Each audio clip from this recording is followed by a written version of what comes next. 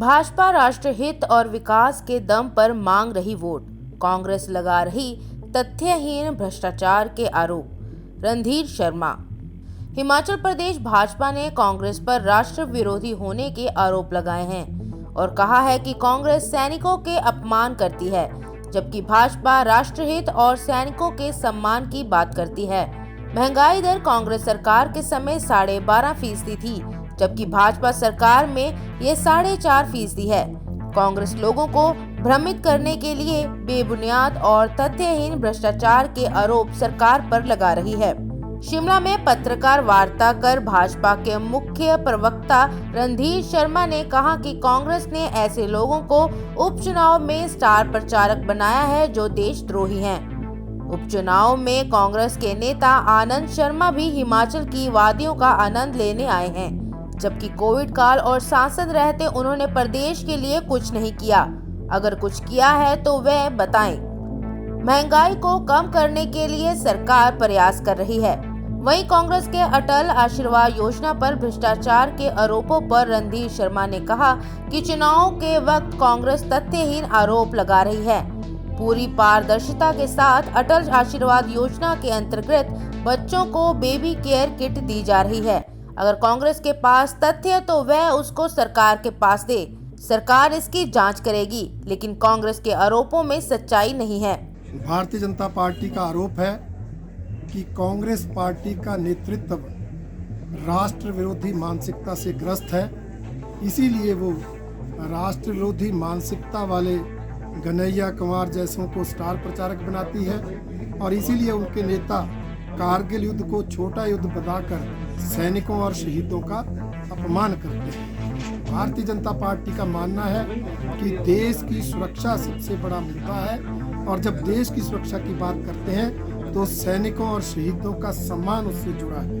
कांग्रेस वाले इसे मुद्दा ना मानकर इस बात को साबित करते हैं कि उनके लिए देश की सुरक्षा कोई मुद्दा नहीं है।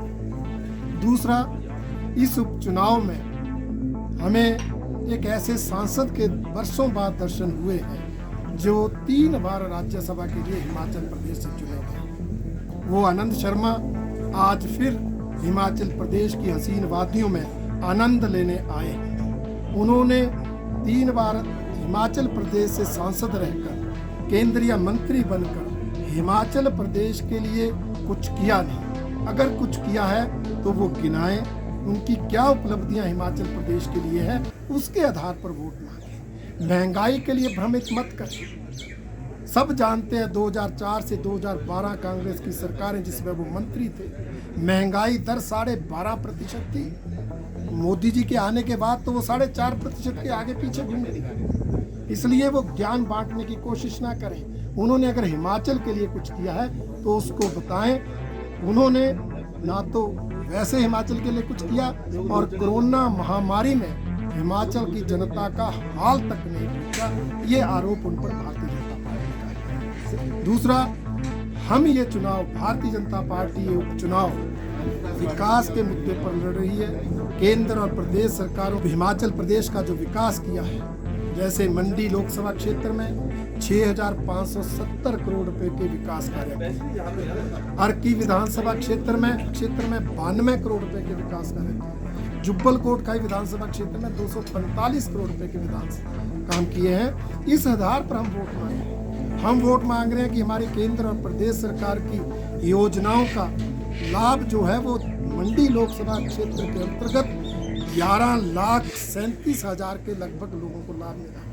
उसी तरह अनेक विधानसभा क्षेत्र में, जहां हमारा अर्की का विधानसभा क्षेत्र है, 48,000 से भी ज़्यादा लोगों को लाभ मिला है। इसी तरह से जुब्बल कोटखाई में भी हजारों लोगों को और फतेहपुर में भी हजारों लोगों को लाभ पहुंचा है और वो लाभार्थी भारतीय जनता पार्टी को वोट देंगे। इन योजनाओं और विकास के कामों के आधार पर हम कहते हैं ये उपचुनाव भारतीय जनता पार्टी जीतेगी। शिमला से द टारगेट न्यूज के लिए ब्यूरो रिपोर्ट।